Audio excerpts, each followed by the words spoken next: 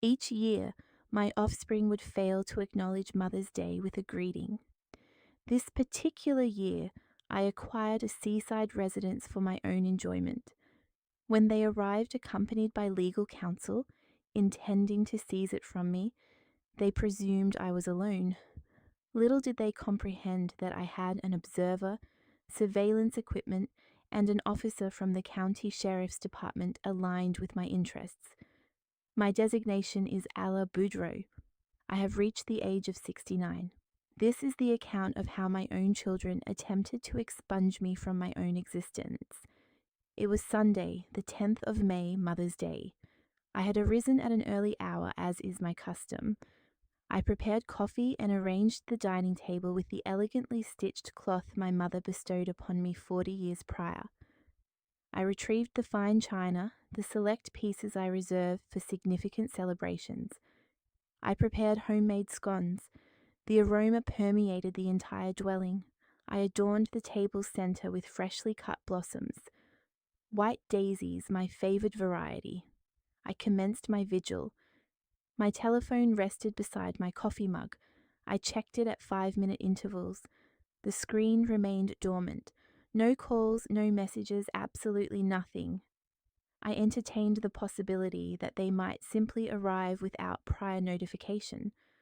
A delightful surprise. Simone had often expressed her fondness for surprises. Marcus, too. Therefore, I extended my waiting period. I prepared the midday meal.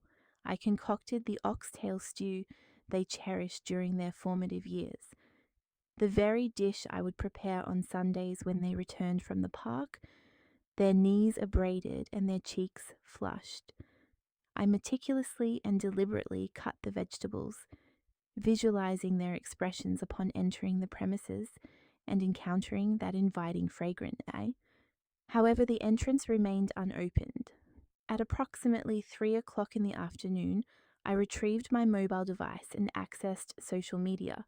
I cannot precisely articulate the impetus for this action.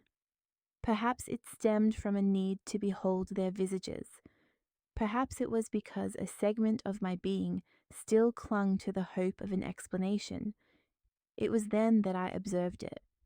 Simone had published a photograph. She was at an upscale establishment in the city centre, one of those rather costly eateries. She was attired in a new ensemble. She was smiling. Adjacent to her was Marcus, also with a smile, and several other individuals were present, companions, goblets of wine, plates laden with food.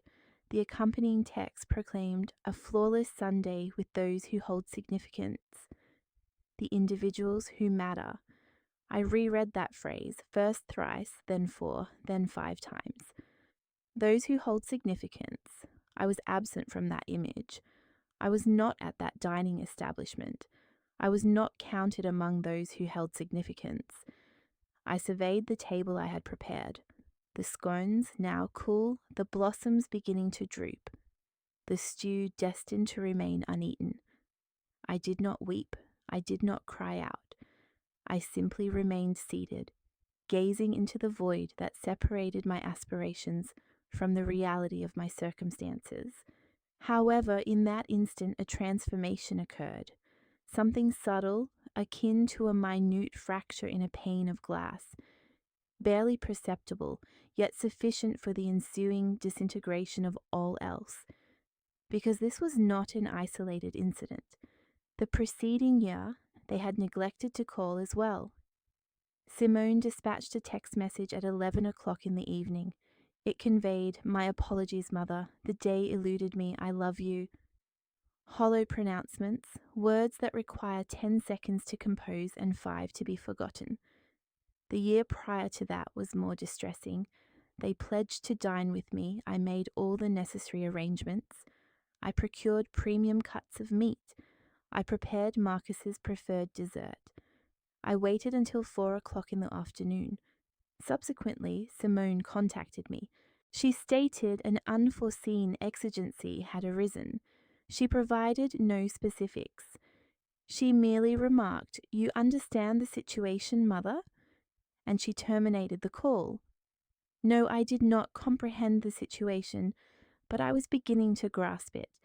I stored the prepared food in the refrigerator, washed the dishes, folded the tablecloth, transferred the blossoms to a smaller receptacle, all in profound silence, all with deliberate mechanical motions.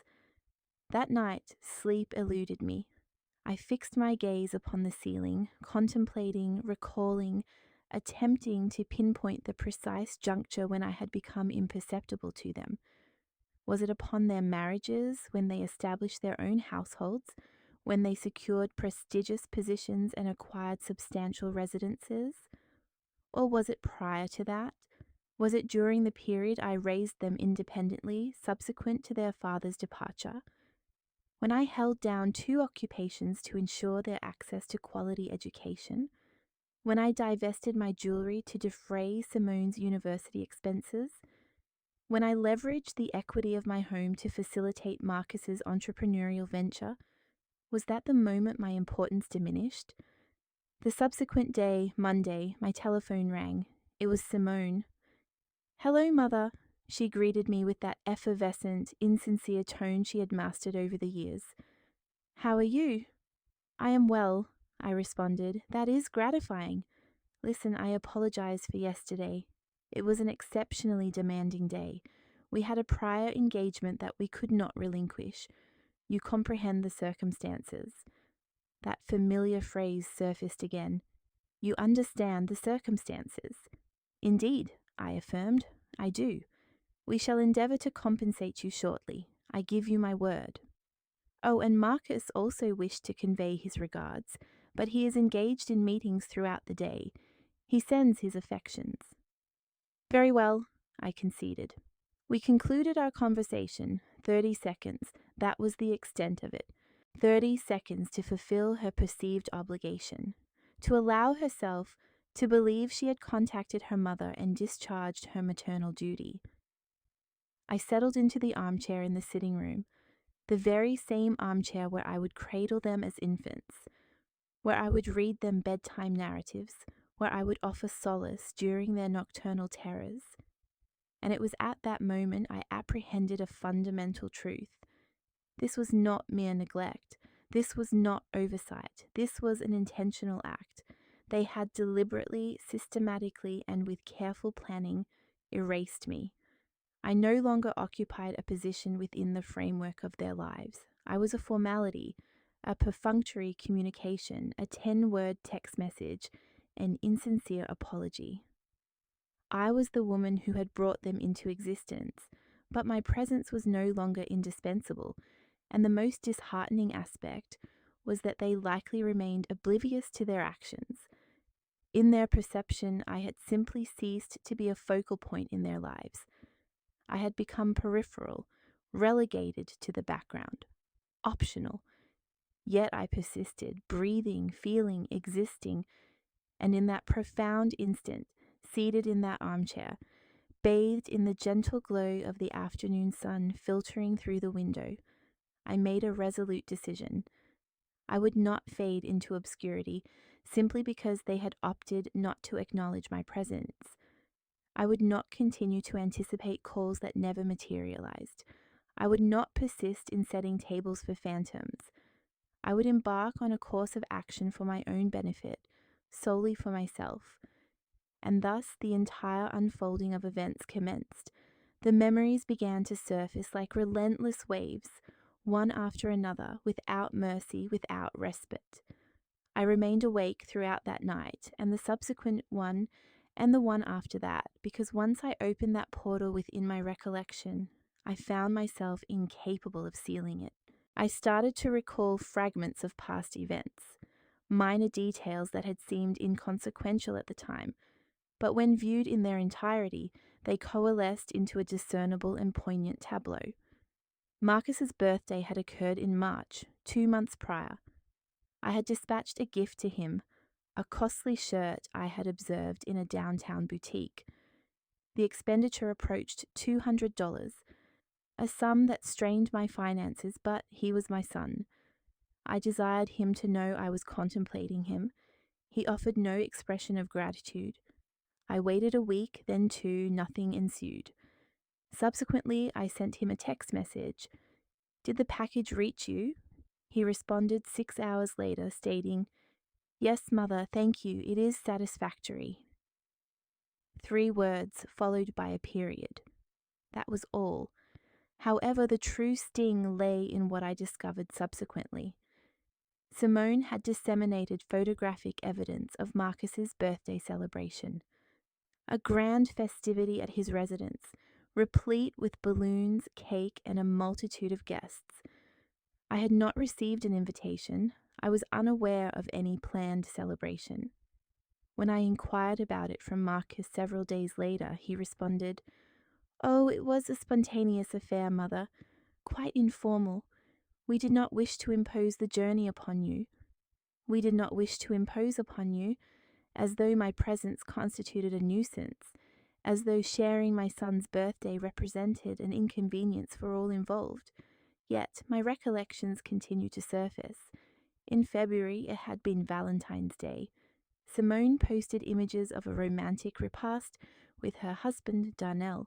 Champagne flutes gleamed, candles flickered, and an abundance of red roses adorned the scene. She appeared radiant. I dispatched a message to her that day. "May you have a splendid evening." She never acknowledged it.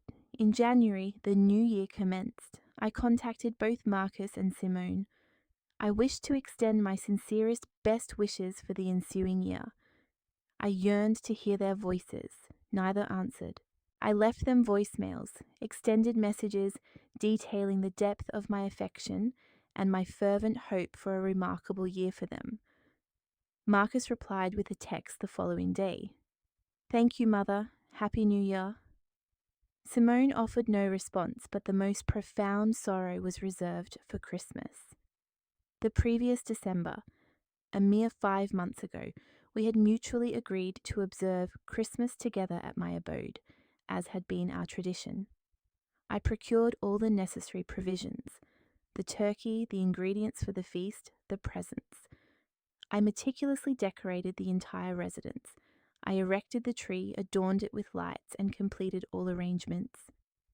3 days prior to Christmas, Simone contacted me. "Mother, we have a change in our arrangements," she announced. Her voice conveyed an air of detachment, as though rehearsed. "We will be observing Christmas at Marcus's in-laws' residence. His mother-in-law is in a delicate state of health, and she desires the entire family to be together. I trust you comprehend." "I can attend if I wish," she added. However, the manner in which she uttered this suggestion implied it was merely a perfunctory gesture, a hollow invitation. "But it will be rather crowded, and it is quite a distance, approximately a 3-hour drive from your home. I am uncertain if you would care to undertake such a journey." "I understand," I replied. "I knew you would comprehend. You are the most wonderful mother. We shall deliver your gift at a later time." They never presented me with any gift. I spent Christmas in solitude. I consumed a portion of turkey before the television screen. I watched classic films. I shed a few tears, but I reassured myself that the subsequent year would be different. How remarkably naive I was. I continued to delve into my memory, searching, uncovering. In November, it had been my birthday. 69 years of existence, nearing 7 decades on this earth. Simone dispatched a text at 10 o'clock in the evening. "Happy birthday, Mother. May God bless you," accompanied by a cake emoji.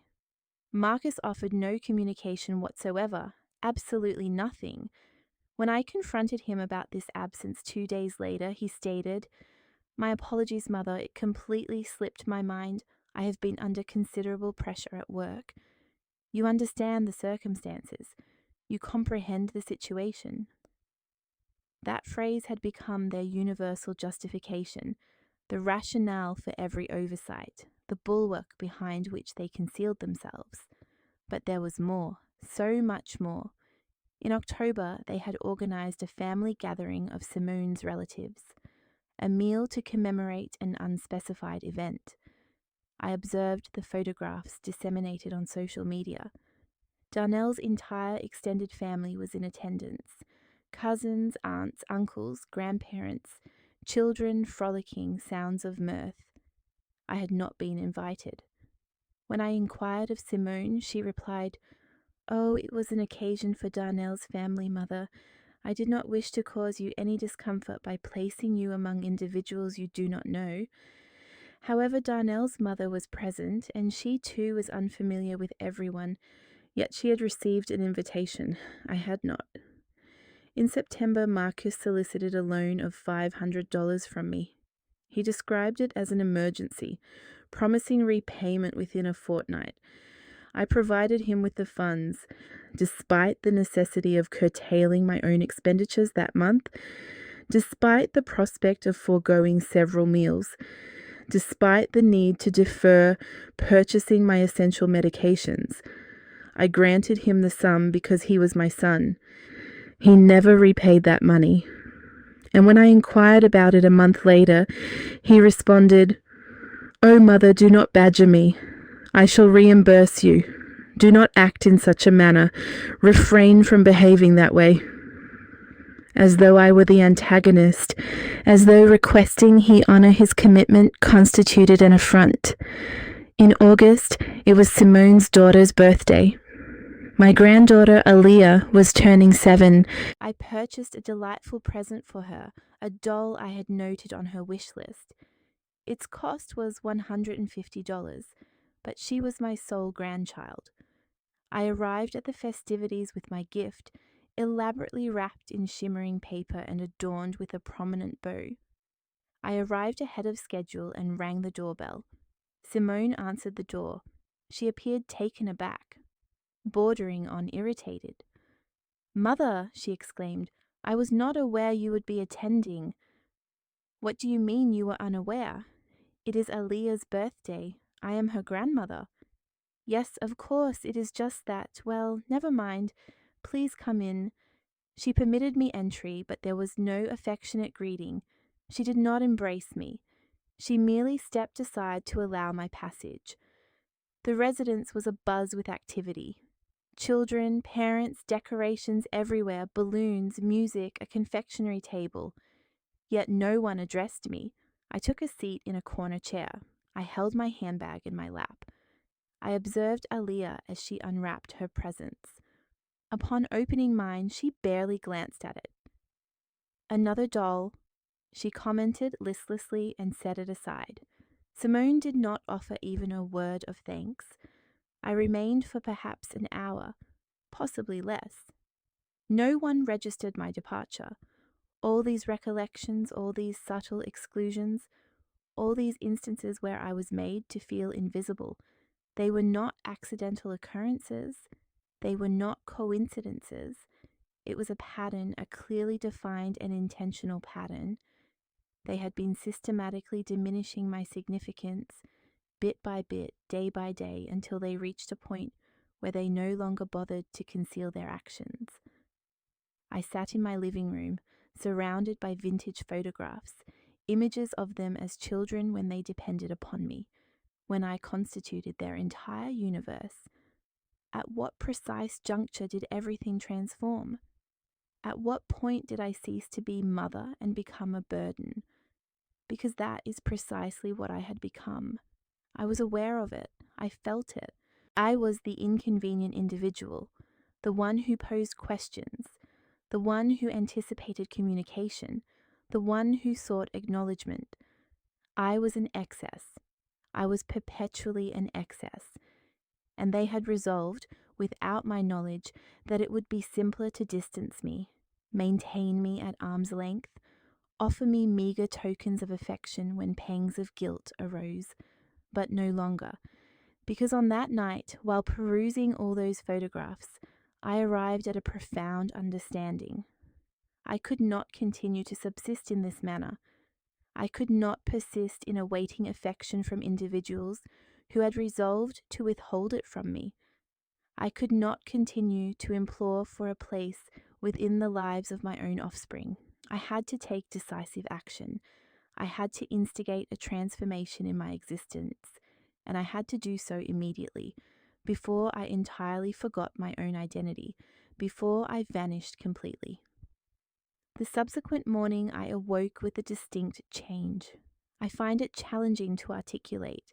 It was as though something within me had fractured, or perhaps it had been mended. I am uncertain. I rose, prepared coffee, and took a seat by the window. For the first time in years, my initial thoughts were not of them. I contemplated myself. Who was I at this juncture? I was not the mother they required. That much was abundantly clear. They did not need me. Perhaps they had never genuinely needed me. They merely required what I was capable of providing: financial assistance, support, personal sacrifice. But my own being, my identity as Lara, my aspirations, my desires, and my heart held no significance for them. And the opportune moment had arrived to accept this reality. Not with animosity, not with vocal outbursts, not with dramatic displays, but with the quiet, devastating clarity of one who has finally perceived the unvarnished truth. My children did not love me in the manner that a daughter and a son ought to love their mother. Perhaps they held a degree of affection for me, a distant, convenient form of regard. Perhaps they remembered me when they had a need. Perhaps they experienced occasional remorse, but genuine affection demonstrated through consistent presence, dedicated time, earnest effort, and personal sacrifice. That kind of love was absent, and I had spent years attempting to persuade myself otherwise, years fabricating justifications, years rationalizing their behavior, years nurturing the hope that circumstances would improve. But the circumstances were not destined to change. They were immutable. And if I aspired to a life of substance and fulfillment, I had to be the agent of that transformation. I sat gazing out the window for extended periods, observing the passage of vehicles, the perambulation of pedestrians, noting how the world continued its inexorable progression, even as my own heart felt as though it were fracturing. And then a thought emerged, a small, almost imperceptible notion, yet it expanded and intensified until it occupied my entire consciousness. What if I were to depart, not permanently, not in a manner that invited dramatic repercussions? Merely, what if I were to construct a life separate from their influence? A life that was unequivocally mine, solely mine? What if I ceased my vigilant anticipation? The concept instilled a sense of apprehension because it necessitated acknowledging a reality no mother wishes to confront. It meant admitting a defeat. It signified relinquishing control, but it also promised liberation. I accessed my computer, that antiquated device Marcus had bestowed upon me years ago when he no longer had use for it.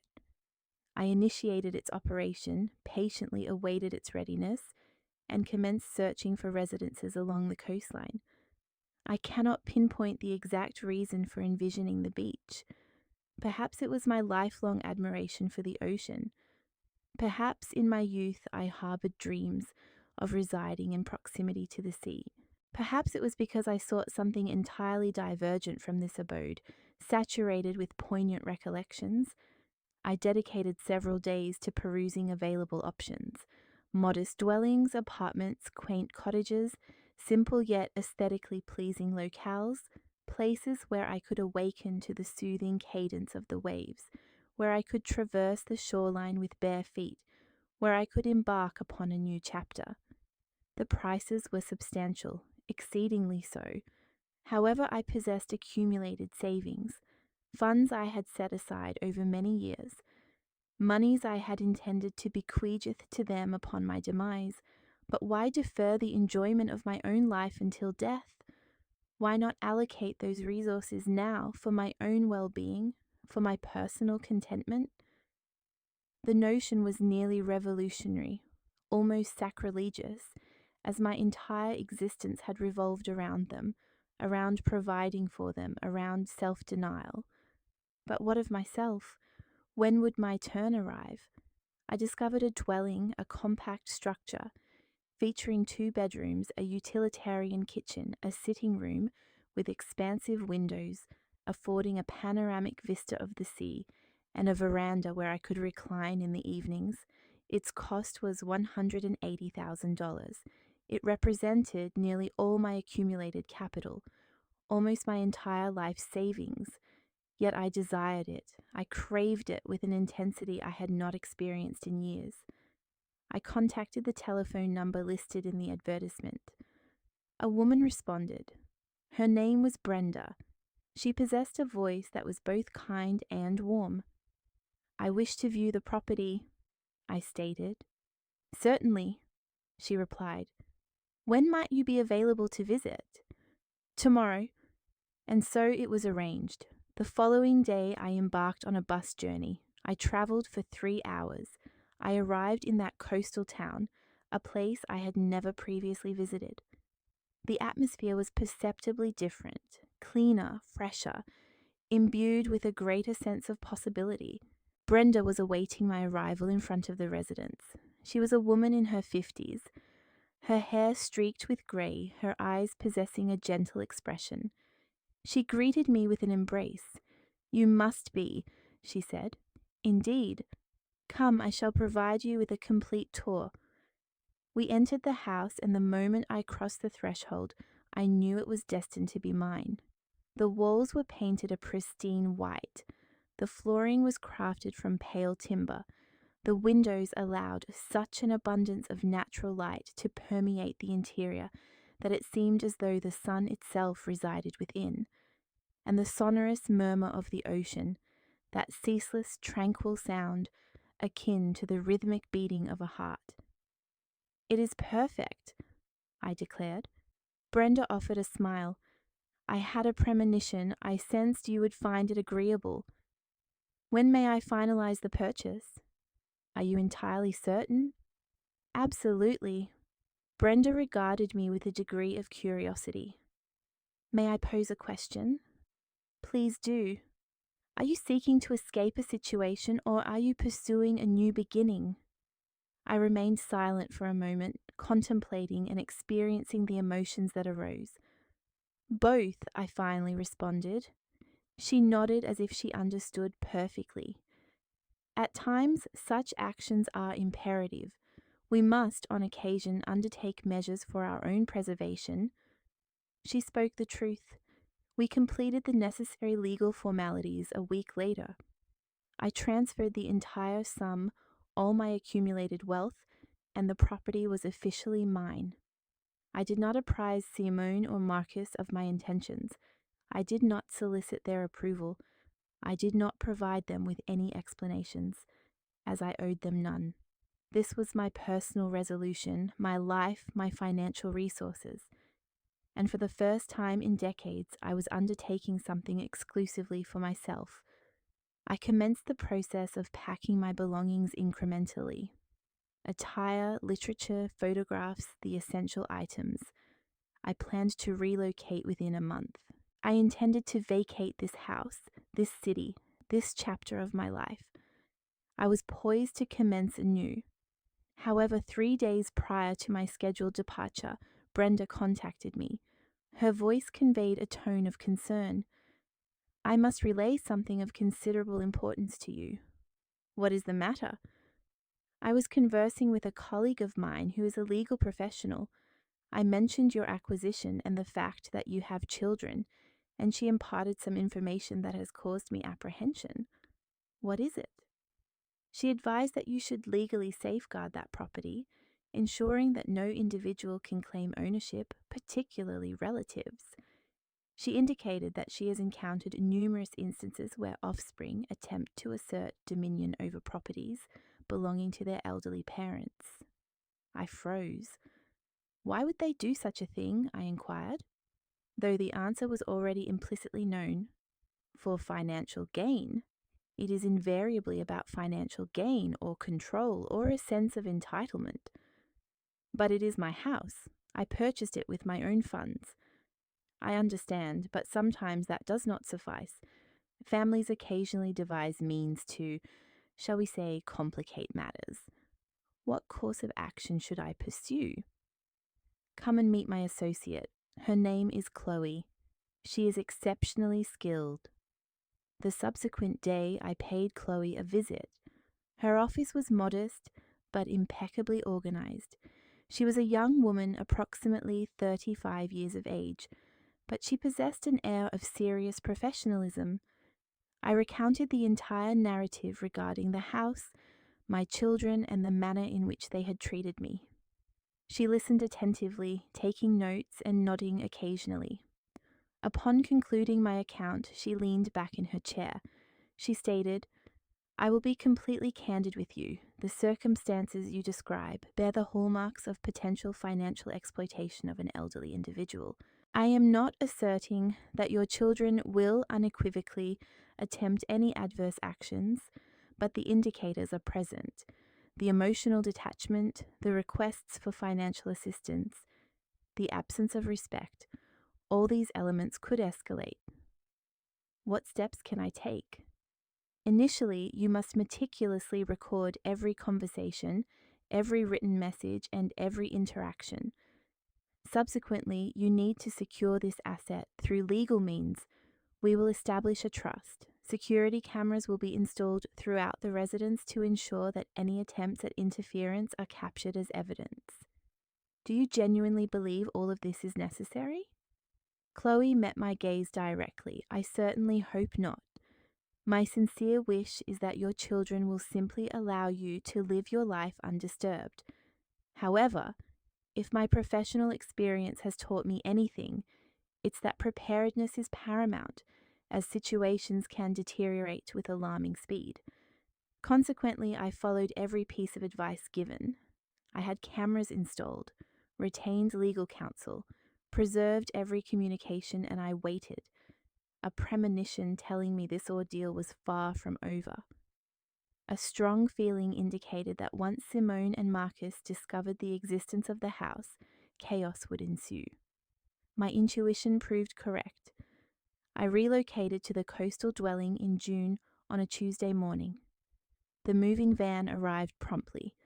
2 individuals assisted in transporting my limited possessions, including boxes of clothing, a few pieces of furniture, and photographs I couldn't bear to part with, despite the painful memories they evoked. I closed the door to my former home for the final time. It was the house where I had raised my children, a place steeped in memories, some fond but most now tinged with sorrow. I did not look back. The journey was lengthy but serene. I arrived mid-afternoon. The sun was at its zenith. The ocean shimmered. As I exited the vehicle before my new residence, I experienced a sensation I hadn't felt in years. Tranquility. The initial days were dedicated to settling in, unpacking, organizing, meeting my new neighbors, strolling along the beach, and becoming accustomed to the ceaseless murmur of the waves. I deliberately withheld my new location from Simone and Marcus. I gradually reduced my immediate responsiveness to their sporadic calls. I ceased being perpetually available. I relinquished the role of the mother constantly awaiting a phone call. 2 weeks passed, then 3, then a month. Neither inquired about my whereabouts. Neither registered my absence. Or if they did, their indifference was profound enough that they made no effort to investigate. This confirmed my existing suspicions. Then, one Saturday morning, everything changed. I was tending to the plants on my porch when my phone rang. It was Simone. "Mama," she began. Her voice carried an unusual cadence, overly saccharine and unusually solicitous. "How have you been? We haven't spoken in some time." "I'm well," I responded, my tone cautious. "That's wonderful. Listen, Marcus and I would like to visit you. We haven't seen you in what feels like ages. How about this weekend?" The proposition was so startling that I was rendered momentarily speechless. They wished to visit me after months of neglect, after years of making me feel overlooked. What was the reason for this sudden attentiveness? I inquired. "What do you mean? We are your family. We miss you. We want to see you. There was an undeniable falseness in her tone, a rehearsed quality. How did you ascertain my location? A brief hesitation followed, almost imperceptible, as if she had anticipated the question. We went to your former residence, and your neighbours informed us you had relocated. They provided us with your new address. A fabrication. I had not shared my new address with the neighbours. I understand, I replied. So, may we come tomorrow? Perhaps we can bring lunch. We could spend the entire day together. A knot of unease tightened in my stomach, a warning signal. Allow me to consider it, I stated. I will contact you later. I terminated the call before she could press the issue. I remained standing, the phone in my hand, my heart pounding. How had they discovered my address? And why this sudden surge of interest? I immediately contacted Chloe. Something is transpiring, I informed her. I recounted Simone's call. Did you mention the house to them? She asked. No, to absolutely no one. Only you and Brenda are aware. Then someone else informed them, or they found out independently. Ara, I have a bad feeling about this. A very bad feeling. What do you suppose they want? I'm uncertain, but I strongly advise you to activate all surveillance systems and to deny them entry into the house unaccompanied. Do you have someone who can remain with you? I can ask Brenda. Please do so and keep me apprised of all developments. I called Brenda and explained the situation. She didn't hesitate for a moment. I'm en route immediately, she assured me, and I'll stay for the entire weekend if it becomes necessary.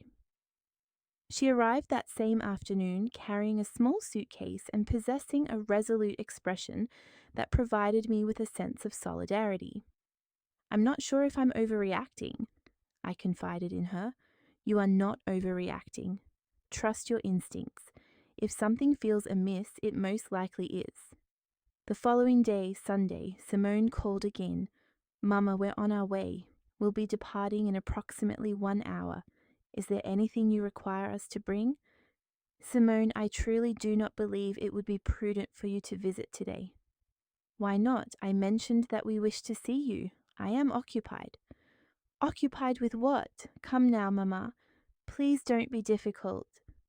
And then she uttered it, the statement that confirmed all my fears. Besides, we are eager to see your new residence. I've heard it's exquisite. Situated directly on the ocean, it must have been a considerable expense. There it was, their intention was not to see me, but rather the house. Who conveyed that information to you? I demanded. That is inconsequential. The pertinent fact is that we are excited to experience it.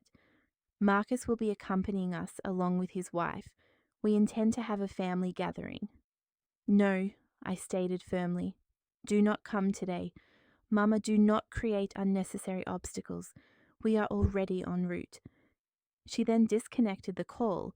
I looked at Brenda, who had overheard the entire exchange. They are coming regardless, she observed. Indeed. Then let us prepare.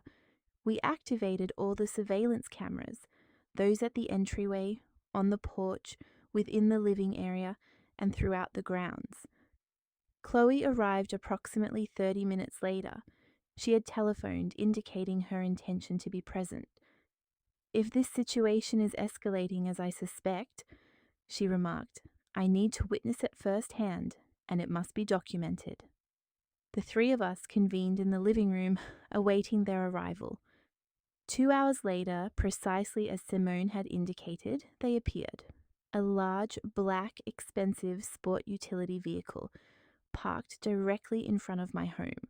Simone and Marcus emerged, but they were not alone. Accompanied by them was an unfamiliar man, attired in a grey suit, a briefcase in hand, his expression solemn. Trailing behind him was Marcus's wife, a woman who had consistently treated me with condescension. Who is that gentleman? I inquired of Chloe. She narrowed her eyes. My estimation is that he is an attorney. My heart lurched. They knocked on the door with considerable force and insistence. Brenda clasped my hand. Breathe. You are not alone. I opened the door. Simone entered first without an invitation, her gaze sweeping over everything, assessing, calculating. "Mama," she said, but she did not embrace me. Her eyes remained fixed on the house, the windows, the panoramic ocean vista. Marcus entered next. He also offered no warm greeting, merely a perfunctory peck on the cheek, cold and mechanical. Subsequently, the suited gentleman entered. "Mrs. Boudreau," he stated, extending his hand. "My name is Leonard Vance. I am an attorney representing your children." The confirmation arrived. They had not come for a visit. Their intention was to seize my home. Chloe stood. "I am Chloe Dubois, counsel for Mrs. Boudreau, and I require an explanation for your presence here." Simone's demeanor shifted. Surprise, bewilderment, then anger. "A lawyer? Why would your mother require legal representation, Mama?" "That is an astute inquiry, Simone," Chloe responded. "Why indeed would your mother necessitate legal counsel? Is there an individual or circumstance from which she requires protection?" Leonard cleared his throat. "Mrs. Boudreau, we are present on behalf of your offspring because they express concern for your well-being. They have apprised us that you recently engaged in a substantial acquisition, an expenditure that has depleted your entire savings. They are apprehensive that you may not be in a mental state to make such significant decisions." "I am not in a state," I repeated. My voice sounded peculiar, remote. "What my client implies," Marcus interjected, "is that we are concerned someone may have exploited you, Mama, that an individual may have persuaded you to purchase this residence, that you were subjected to manipulation." "Manipulated?" I questioned. "Yes," Simone added. "Look, Mama, we understand your displeasure with us. Perhaps we haven't been the most exemplary children recently. We readily admit that. However, this is excessive. Squandering all your financial resources on a property you have no need for, alienating yourself from your family. This behavior is atypical." Brenda stepped forward. "I am Brenda Wallace. I facilitated the sale of this property to Mrs. Boudreau, and I can unequivocally assure you that no undue influence was exerted upon her. She acted of her own volition, utilizing her personal funds and making an independent decision." "And what is your relationship to her?" Simone challenged. "A sales associate, a stranger, and now you presume to defend her against her own family." "I am present," Brenda stated calmly, "because your mother requested my attendance. Apparently, she anticipated your arrival and foresaw the need for support." "This is preposterous," Marcus declared. "Mama, instruct these individuals to depart. We must engage in a private family discussion." "No," I responded. My voice emerged with greater volume than I had anticipated. "They are remaining, and you will now provide a precise explanation for your presence." Leonard opened his briefcase, withdrawing several documents. "Mrs. Boudreau, my clients have prepared these legal instruments. Their purpose is to safeguard you, to ensure the security of your assets. Essentially, they would facilitate the transfer of ownership of this residence to a trust overseen by your children. This would permit you to continue residing here, while they would ensure no one takes advantage of you." "A trust administered by them," Chloe observed, her voice as cold as ice. "You mean they are requesting that you relinquish ownership of your home? Is that not accurate?" "It is for her welfare," Simone asserted. "My welfare?" I echoed, and for the first time in my life, I perceived my children with absolute clarity. "Where were you on Mother's Day? Where were you on my birthday? Where were you when I required your support?" "Mama, refrained from such accusations." Marcus stated. "Where were you?" I reiterated. Silence ensued. "I will inform you. You were absent. You were perpetually absent. Yet now that you desire something, you appear with legal representation and documentation, attempting to claim the sole possession that belongs to me. That is an inaccurate portrayal, Mama, Simone insisted, though her voice lacked its former conviction. I observed the papers in Leonard's hand. I looked at my children. I examined their faces and recognized the absolute truth in Chloe's predictions. They had arrived with the intent to defraud me. Chloe swiftly seized the documents from Leonard before he could react. She scanned them with remarkable speed, her eyes darting across the pages.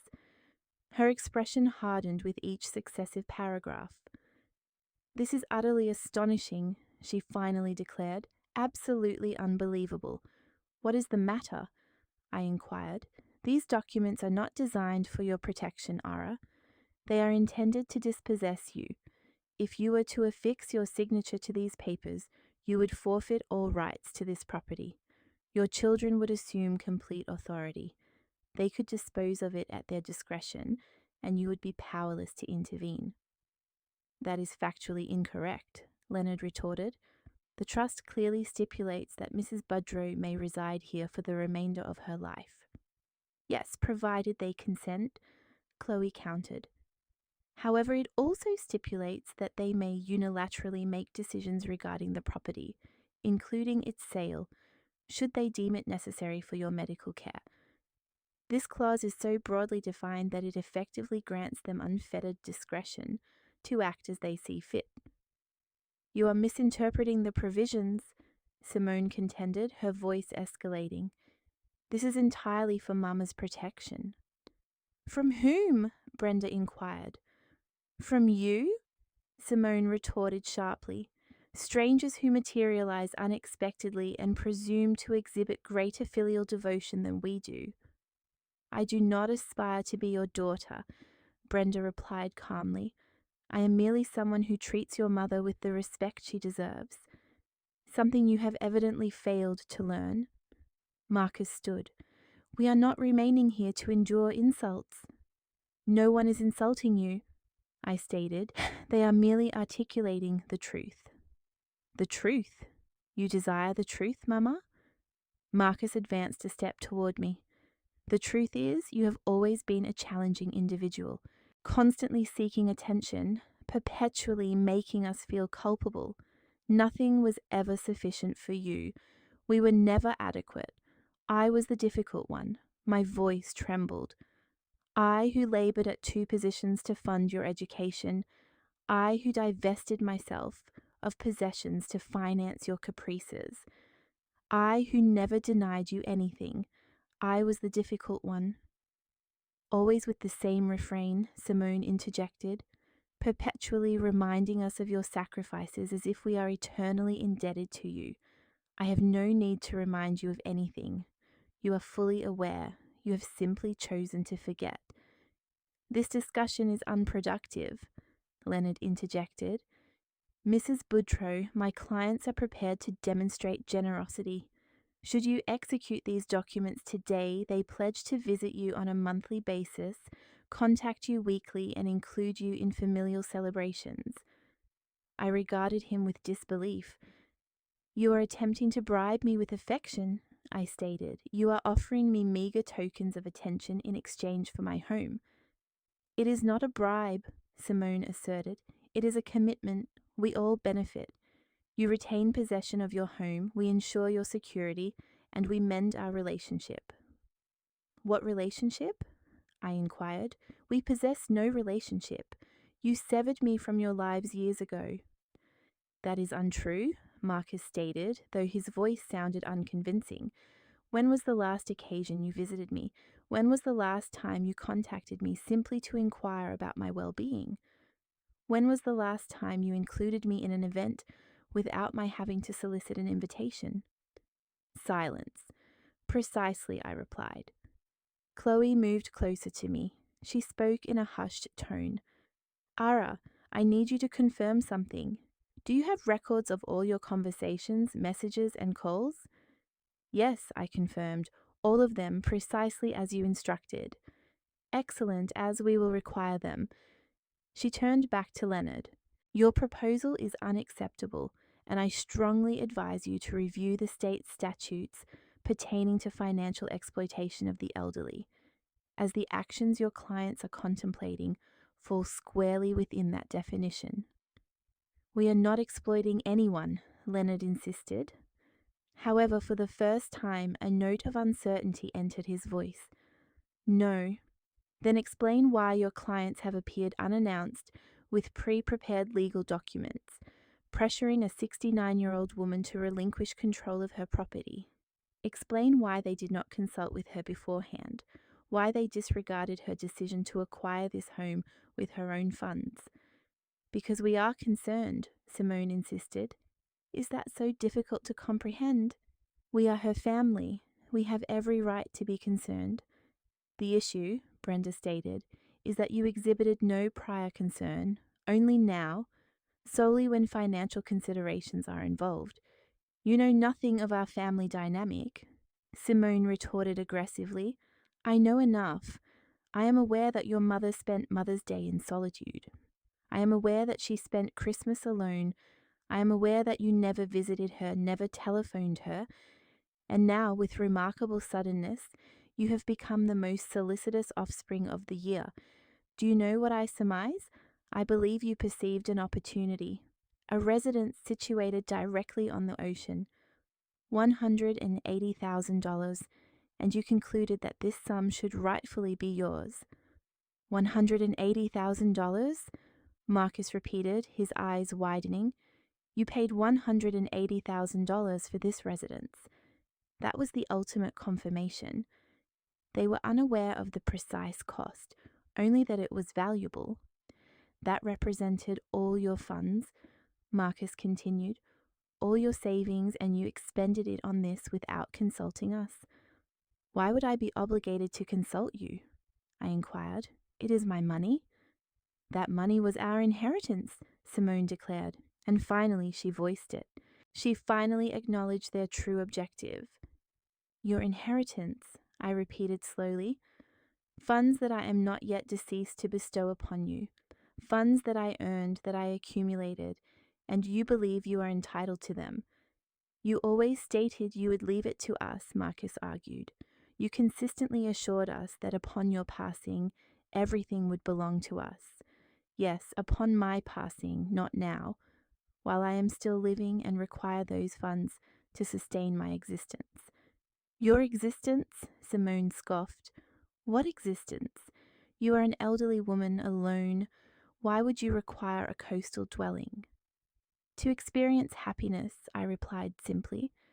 To possess a sanctuary where I do not feel invisible, where I am not compelled to implore for attention, where I can simply exist without feeling like an imposition. This is a regrettable decision, Leonard stated. Mrs. Boudreau, your children have valid reasons for their concern. Such a significant purchase at your age, without consultation, could indicate cognitive impairment. Cognitive impairment? Chloe exclaimed, her voice dangerously low. Are you suggesting that a woman of sound mind, who made a prudent financial decision, who consulted with legal professionals, and conducted thorough due diligence, is experiencing cognitive decline simply because her children disagree with her choices? That is not my assertion. It is precisely what you implied, and I caution you that if you persist along this trajectory, I will file a formal grievance with the state bar. Their actions constitute harassment. It is manipulation, and I will not permit it to continue. Chloe is correct, I stated, finding my voice and regaining my strength. I request that all of you depart immediately. Mama, we cannot leave under these circumstances, Marcus insisted. We need to resolve this matter. There is nothing to resolve. This is my home. I acquired it with my own funds, and I will never affix my signature to any document. You will come to regret this, Simone declared, her facade of concern dissolving entirely. Her mask had finally slipped. The cloying sweetness and feigned concern vanished, replaced by unadulterated rage. You will end up utterly alone, completely isolated, and when you require our assistance, we will not be present. You know what? I responded. I was already alone. I have been solitary for years. You are merely formalizing it. "This matter is not concluded," Marcus threatened. "Is that a threat?" Chloe inquired. "Because I hope you are aware that this entire exchange is being recorded. Every utterance, every threat is being documented." Simone glanced around. Upon noticing the cameras, her face paled. "You were recording us?" "Yes," I confirmed. "Everything has been documented since your arrival." "This is unlawful," Leonard protested. "Actually, it is not," Chloe corrected. "This is private property. Mrs. Boudreau has every legal right to record events occurring within her own residence. And believe me, this video evidence will prove exceedingly valuable should you elect to pursue any further legal action." Leonard closed his briefcase. "This is not over." "Oh yes, it is concluded," I stated. "Now all of you will depart and do not return unless you are prepared to treat me with respect and genuine affection, not this charade." Simone fixed me with a gaze of pure animosity. "You are selfish. You always have been. Everything has consistently revolved around you, never around us." "It is amusing you should say that," I retorted, "because I dedicated my entire existence to centering everything around you. Yet, the singular instance where I prioritize myself, I am deemed selfish. You know what? Perhaps I am. And perhaps I should have embraced that realization long ago." Marcus grasped Simone's arm. "Let us depart. This is a futile endeavor. Depart," I reiterated, "and do not return." The three of them exited, Leonard first, followed by Marcus, and then Simone. She paused at the doorway, casting one final venomous look in my direction. "You will perish alone," she proclaimed. "Better alone than surrounded by individuals who seek only my financial resources," I countered. The door closed behind them. I heard the vehicle's engine start, its departure, and then I finally succumbed to my emotions. Brenda embraced me as I wept. I cried for everything, for the years lost, for the affection I never received, for the profound betrayal, for the devastating clarity of finally comprehending my children's true nature.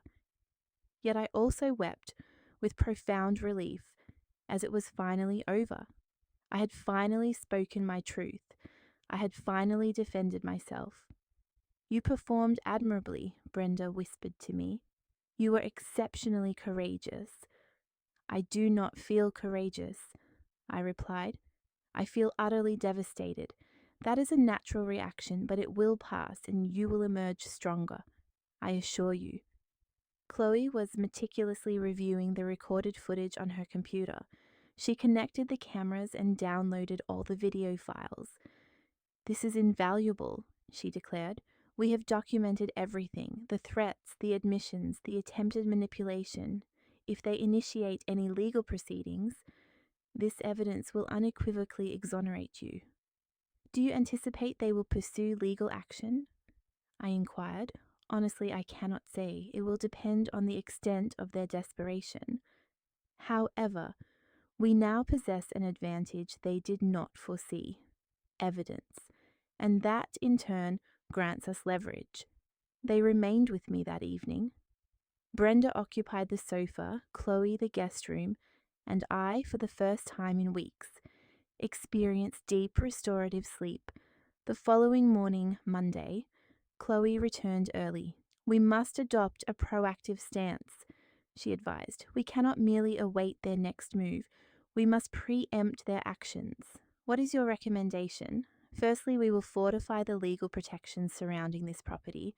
I will draft a documentation that unequivocally affirms your complete mental faculties. We will arrange for medical assessments. We will bring in individuals to attest to your capabilities." "Is all of that truly warranted?" "Yes, because if they opt for the path of mental incapacitation, we require incontrovertible evidence. We must ensure no contingencies are overlooked." For the subsequent 2 weeks, I adhered precisely to Chloe's directives. I consulted a physician, Dr. Wesley King, a geriatric specialist with 3 decades of practice. He conducted examinations, cognitive assessments, memory evaluations, the full spectrum. Mrs. Boudreau, he informed me after reviewing the findings, you are perfectly sound. Your intellect is keen. Your recall is exceptional. There are absolutely no indicators of cognitive decline. In fact, you are performing better than many individuals 20 years your junior. He provided me with a comprehensive report, an official document verifying my mental soundness. I also engaged with a psychologist, Dr. Alana Jones. I recounted my entire experience with my children, detailing their neglect, their betrayals. She listened attentively, took notes, and ultimately, she shared a sentiment I shall forever cherish. Ara, she stated, what you have accomplished demands immense fortitude. Many people in your circumstances simply capitulate. They accept the mistreatment, they normalize the neglect, but you declared it unacceptable. You prioritized your own well-being over their approval. That is not selfishness. That is self-preservation. That is mental wellness.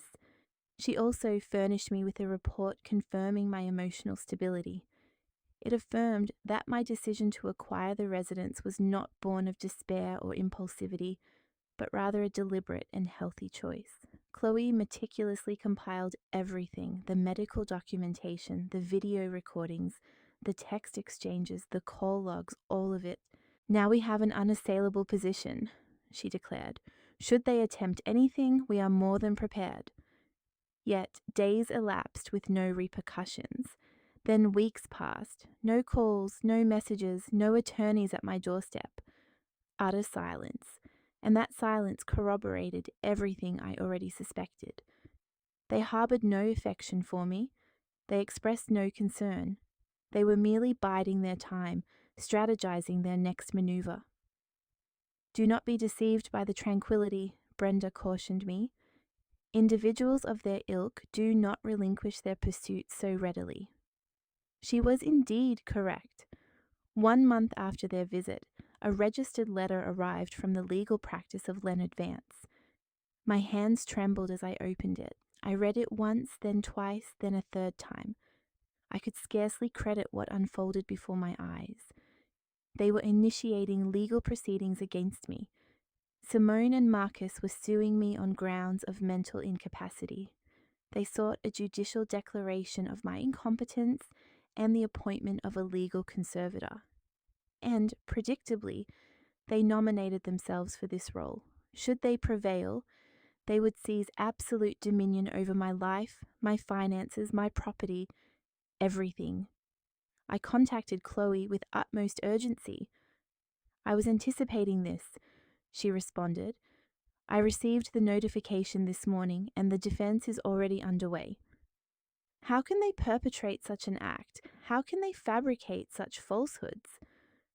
Because they are desperate, Chloe explained, and because they likely believe they will prevail. They perceive you as merely an elderly woman lacking resources, a defense, or any form of support. But we possess a viable chance. Not only do we have a chance, but we are destined to triumph. And when we emerge victorious, they will be exposed, they will be publicly discredited, and they will be compelled to bear the litigation expenses. When is the hearing scheduled? In 6 weeks, which affords us ample time for thorough preparation. During those 6 weeks, I dedicated myself with an intensity I hadn't mustered in years. Chloe provided rigorous training. She coached me on my demeanor for the hearing, my delivery, my attire. You must project competence, she instructed. Clarity, confidence, hesitation is not an option. Tears are to be avoided. Display no vulnerability. I rehearsed relentlessly before the mirror, internalizing responses, mastering emotional control. Brenda assisted with my emotional readiness. She reiterated the purpose behind my actions. She reminded me of my inherent right to live my life, that I owed no one any apologies. They will attempt to instill guilt in you, she would advise. They will label you an inadequate mother, one who abandoned her family. But you hold the truth, and that truth is your most potent weapon. We also secured witnesses, the neighbors from my former residence, who could attest to Simone and Marcus's perpetual absence, their prolonged neglect, leaving me isolated for days, weeks, even months. The proprietor of the neighborhood hardware store, a long-standing acquaintance, who could speak to my mental acuity, my self-reliance. Both Dr. Alana and Dr. Wesley, willing to provide testimony. And Brenda, who could recount my conduct during the property acquisition, my meticulous inquiries, my thorough evaluation of every detail, confirming my decision was informed and judicious. "We will definitively demonstrate," Chloe asserted, "that you are not only competent, but more so than many individuals who will grace that courtroom."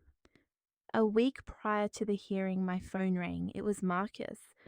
"Mama," he pleaded, his voice conveying exhaustion and defeat. "We can resolve this amicably. It need not proceed to court." "What is your proposal, Marcus?" "Revoke the property acquisition, relinquish the house, and we will withdraw the lawsuit. Everything returns to its former state."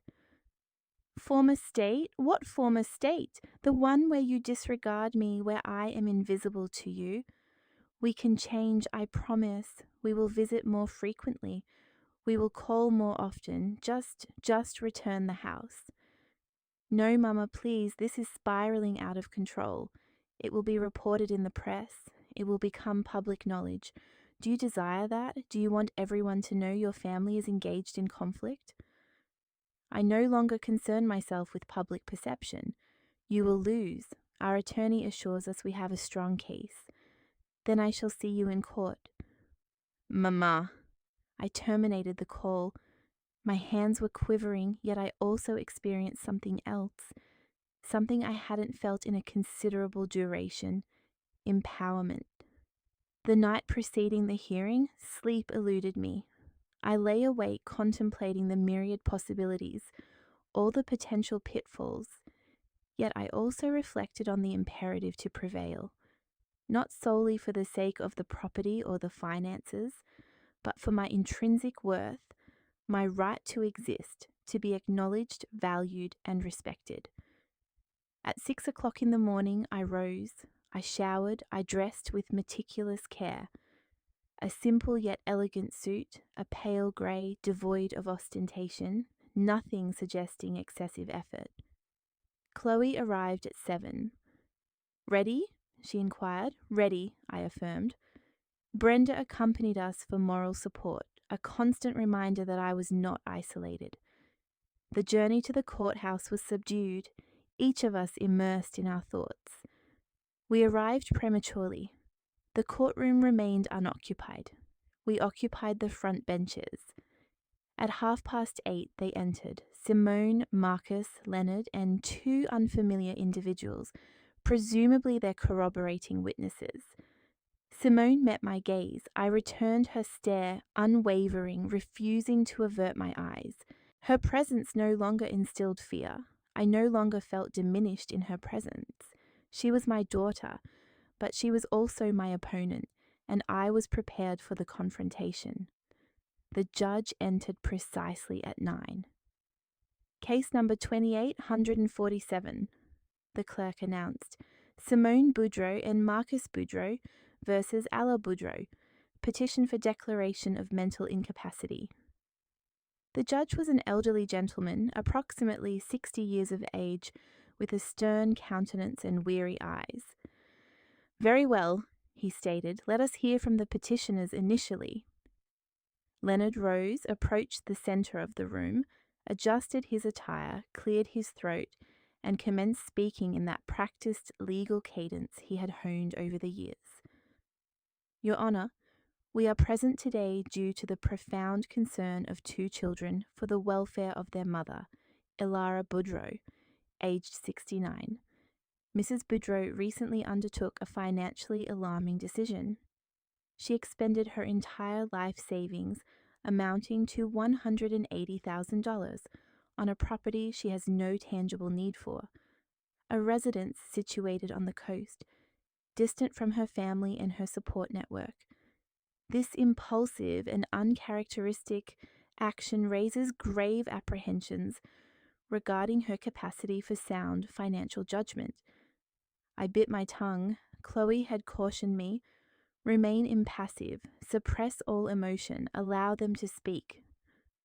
Furthermore, Leonard continued, Mrs. Boudreau has severed all communication with her family. She has isolated herself. She has refused assistance. She has retained legal counsel and installed surveillance cameras, as if her own kin posed a threat. This paranoid disposition is yet another indicator of cognitive deterioration. Paranoid. He had labeled me paranoid for implementing protective measures against them. My clients harbor no desire to exert control over their mother. Their sole aspiration is to ensure her safety, prevent her exploitation, and guarantee that her remaining years are dignified and secure. Consequently, we implore the court to designate a legal conservator, an individual capable of overseeing her financial affairs and making decisions in her ultimate best interest. He resumed his seat, evidently pleased with his presentation. The judge perused his documents. Do you intend to present witnesses? Yes, Your Honour. We call Simone Boudreau. Simone rose, proceeded to the witness stand, affirmed her commitment to veracity, and then commenced her performance. My mother was invariably a woman of great strength, she asserted, her voice perfectly modulated with a tremor, as if stifling tears. She raised us independently. She labored diligently. She provided us with everything. However, in recent years I have observed alterations. She has become forgetful, disoriented. At times she reiterates the same narratives. Occasionally she forgets prior conversations, a fabrication, an outright falsehood, and then abruptly, without informing anyone, she procures this residence, an exorbitant dwelling in a location she had never visited, without consultation, without considering the ramifications.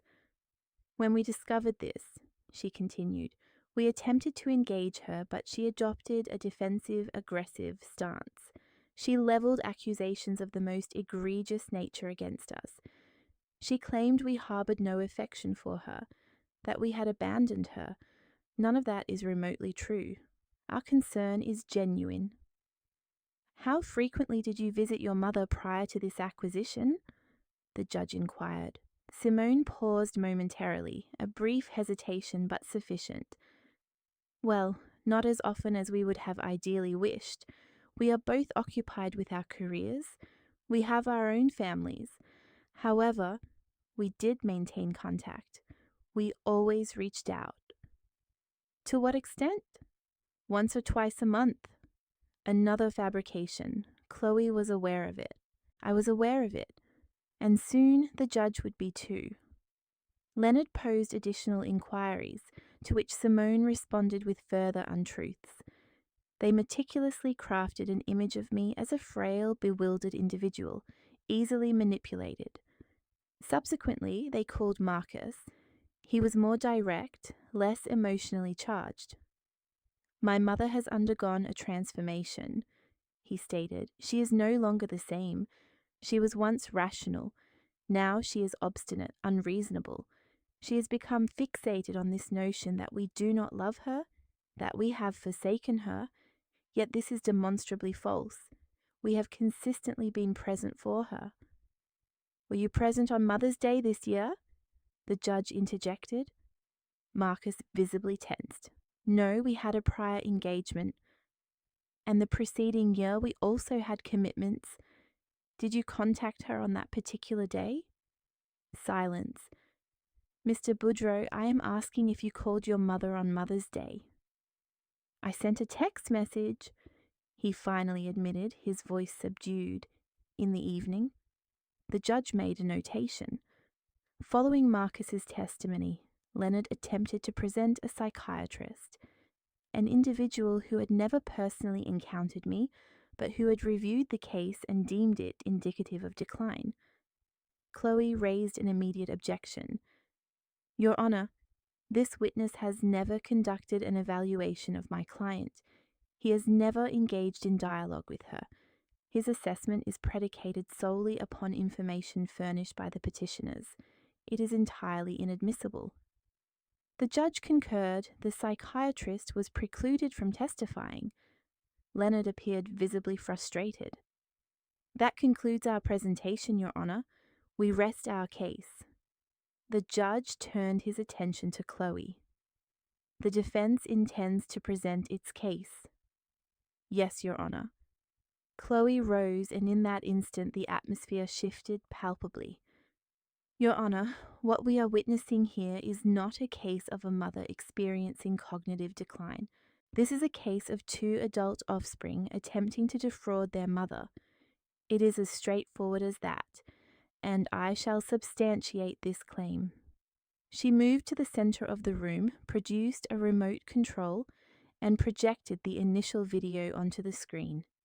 It depicted Mother's Day. The table I had meticulously set, now bare, the silent telephone, and then the screenshots from Simone's social media, replete with photographs from a restaurant, and the caption, "Perfect Sunday with the people who matter." This, Chloe declared, is Mother's Day this year.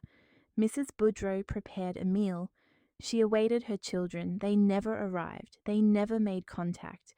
Instead, they were engaged in celebration with others, the people who, in their estimation, matter. Her words, not mine. Simone visibly slumped in her chair. Chloe proceeded to present further evidence. Text messages, call logs, all meticulously documented. Over the past 12 months, Chloe stated, Simone Boudreau contacted her mother precisely 4 times, Marcus Boudreau 3 times. Neither paid a single visit, except when they discovered she had acquired a valuable property. At that juncture they suddenly appeared, accompanied by legal counsel, bearing pre-prepared documents, demanding she relinquish control.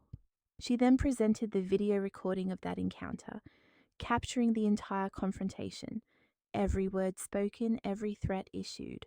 The judge observed the screen with intense concentration, his expression hardening with each passing minute.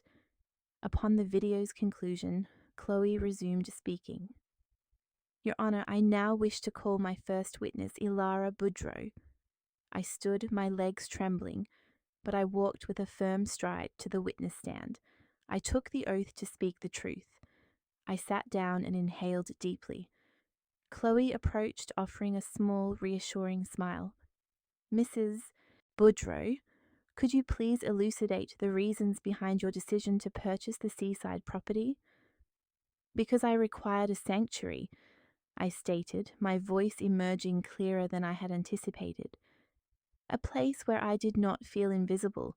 I spent years yearning for my children to acknowledge me, to include me, to love me, but that never materialized. I came to the realization that if I desired a life worth living, I had to construct it myself. Did anyone exert pressure upon you to make this acquisition? No, it was entirely my own volition. I conducted extensive research for weeks.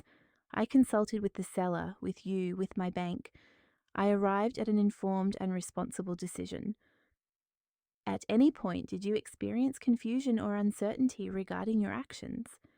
Never. I was unequivocally certain. Could you recount the events that transpired when your children learned of the purchase? And then, with composure and clarity, free from tears, I narrated the entire sequence.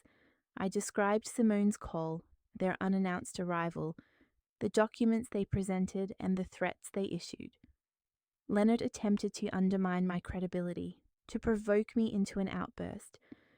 Mrs. Boudreau, is it not true that you experience memory lapses? No, I responded. I occasionally forget minor details, as does everyone, where I placed my keys, whether I extinguished the stove. However, I do not forget significant discussions. I do not forget commitments. I do not forget my children. Is it not true that you harbor resentment towards your children?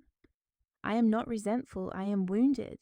There is a distinction. Resentment is acrid, hurt is authentic. Do you not believe your children have a right to be concerned? They would possess that right if their concern were genuine, but it is not. Their concern is for the financial assets, not for me. Chloe then called Dr. Wesley King to the stand. He testified extensively regarding my evaluations, my impeccable mental health, and my complete lucidity. In my professional opinion, he stated, Mrs. Boudreau is fully cognizant. There are absolutely no indications of cognitive decline.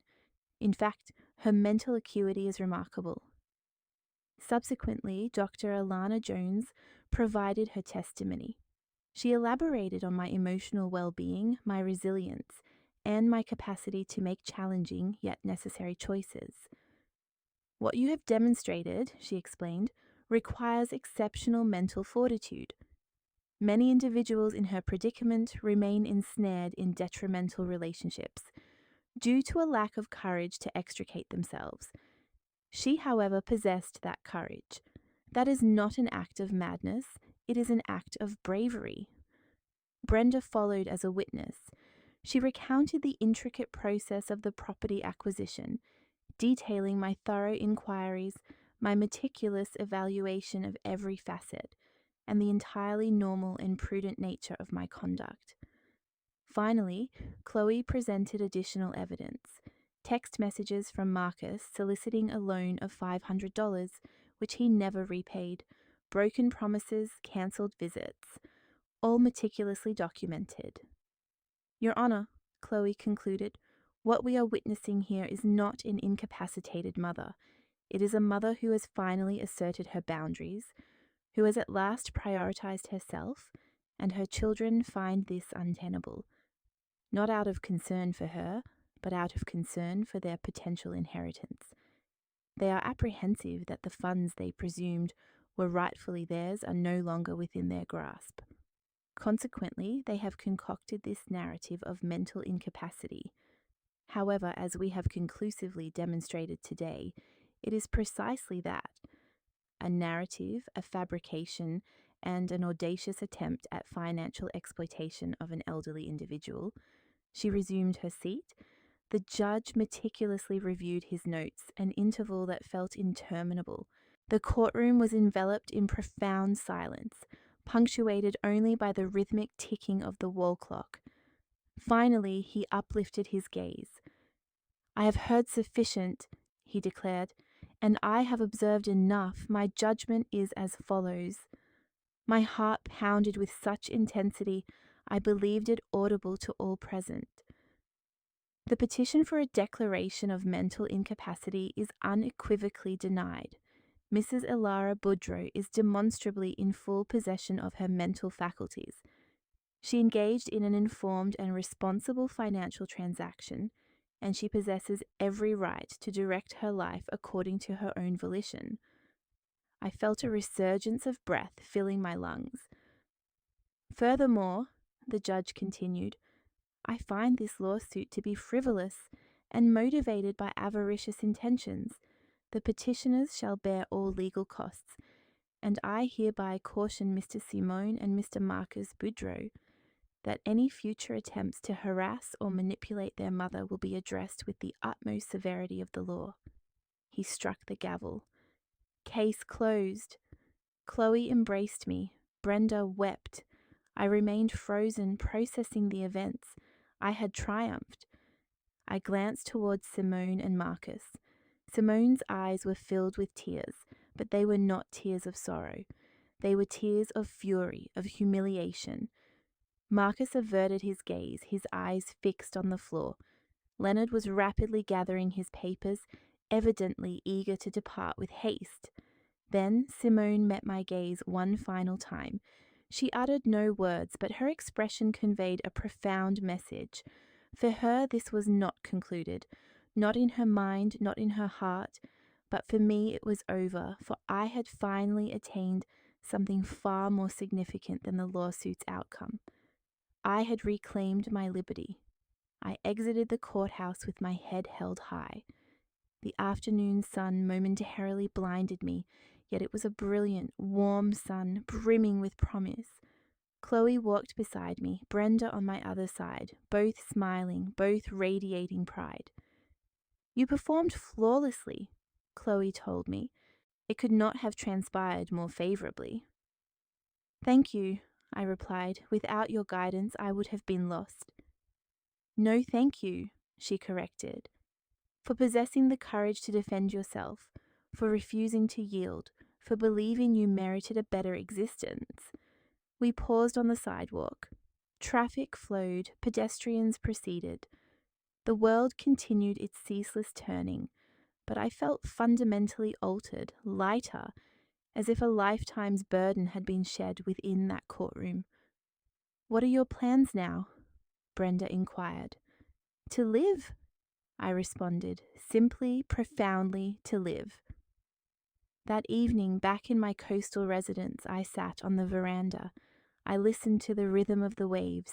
I gazed at the celestial expanse, and for the first time in many years, I experienced genuine tranquility.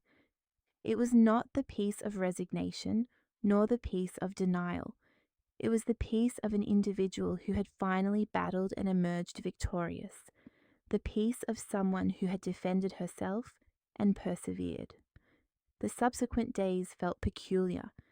I anticipated experiencing sadness, remorse, regret, but none of those emotions manifested, only a profound sense of calm, a quiet conviction that I had made the correct decision. I received no communication from Simone or Marcus, no messages, no overtures of reconciliation, and I was not surprised, for the conflict had never truly been about me. It had always centered on financial gain, inheritance, and control. Now that they had suffered defeat, there remained no pretense to maintain.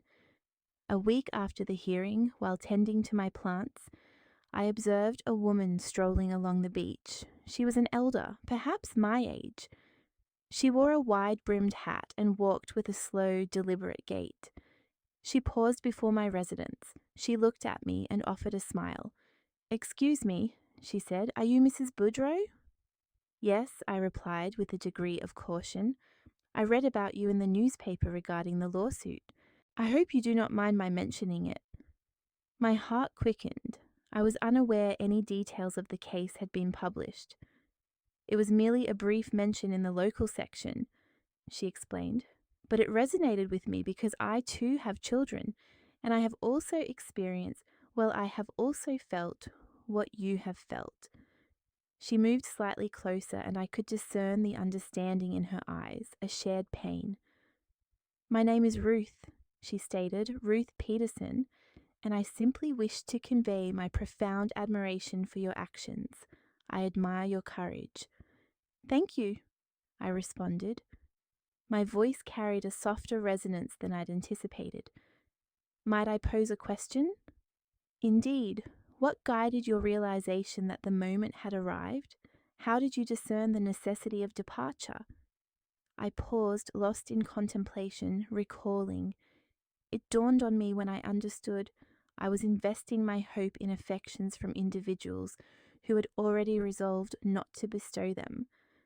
I could either continue this futile pursuit for the remainder of my days, or I could commence living, and I elected to live.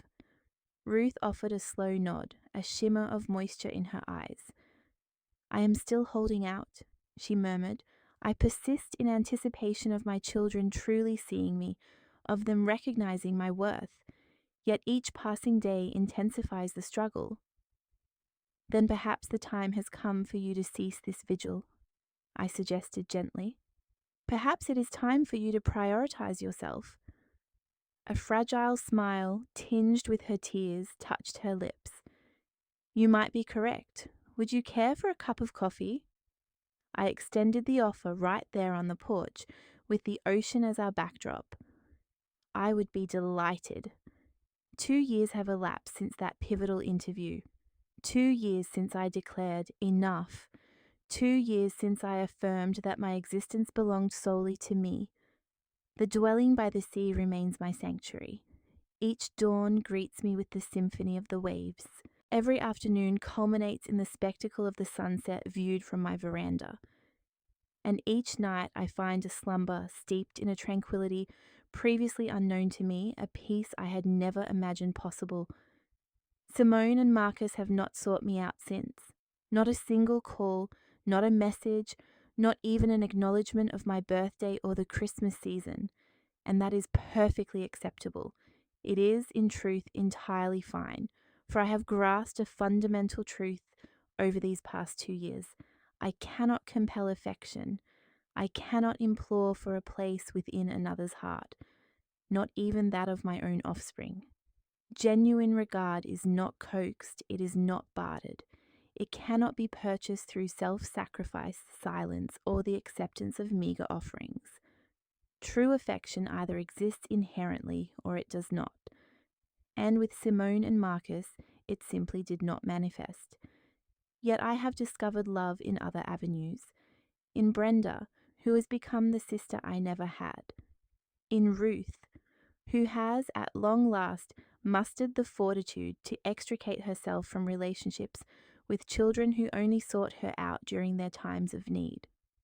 In Mr. Percy, who departed this world 6 months ago, bequeathing me Captain, his canine companion, in his testament, aware that I would cherish him with the same devotion he possessed. Aaliyah communicates with me periodically, dispatching clandestine letters without her mother's awareness. She recounts her school experiences, her aspirations, her desire to emulate my strength as she matures, and I reciprocate her correspondence. I share tales of the sea, the paramount importance of self-selection, and the way in which authentic love never diminishes one's sense of self. One day she will visit when she is older, when she can independently govern her choices, and I will be here awaiting her arrival, not with any lingering resentment towards her parents, nor with any trace of bitterness, but with open arms and a heart brimming with an affection she will never need to earn, a love that has eternally been hers. I have come to understand that familial bonds are not exclusively forged by blood. At times, they are the individuals who materialize in your life precisely when you require them most. The ones who perceive you, who acknowledge your worth, who consciously choose to remain. I have learned that establishing personal limits is permissible, that declining requests is acceptable, and that it is entirely within your rights to distance yourself from those who cause you pain, even if they bear your surname.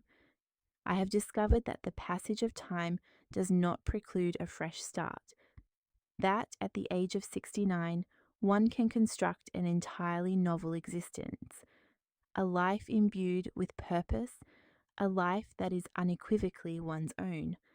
And I have learned that absolution does not necessitate reunion. I can absolve Simone and Marcus of their past actions toward me and still elect to maintain a life devoid of their presence. I can extend my most sincere wishes for their well-being from a distance. I can release the hurt without compromising my established boundaries. This morning I strolled along the shoreline. The sun was just beginning its ascent. The heavens were painted in hues of orange and rose, and I experienced a profound sense of gratitude, a feeling I had not encountered in years, a deep, authentic thankfulness. Thankfulness for the courage to depart. Thankfulness for discovering this haven. Thankfulness for the individuals who appeared precisely when I needed them. Thankfulness for the gift of life, for my freedom, for being my authentic self. Occasionally, individuals inquire whether I harbor regrets, if I yearn for my children, if I wish for a different course of events. The response is multifaceted. Yes, I miss the children they once were.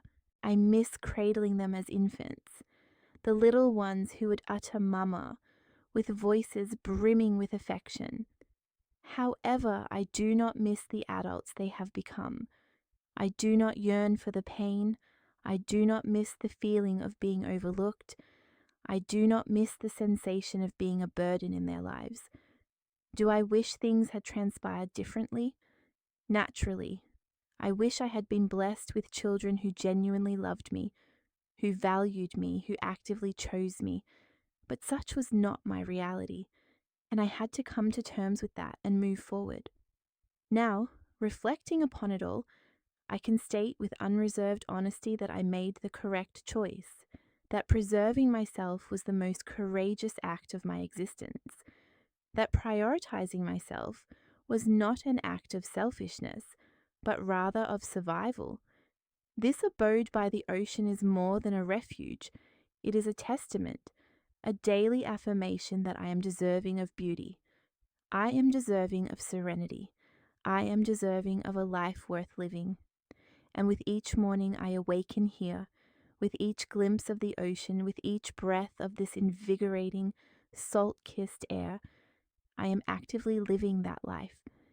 It is not the existence I envisioned in my youth, nor the one I dreamt of when my children were young.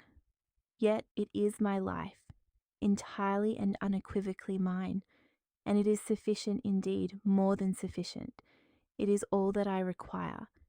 And if you are perusing these words, if you are absorbing my narrative and recognizing a reflection of yourself within it, I want you to grasp this singular truth. It is never too late. It is never too late to embrace yourself, to establish your boundaries, to construct a life that resonates with your being.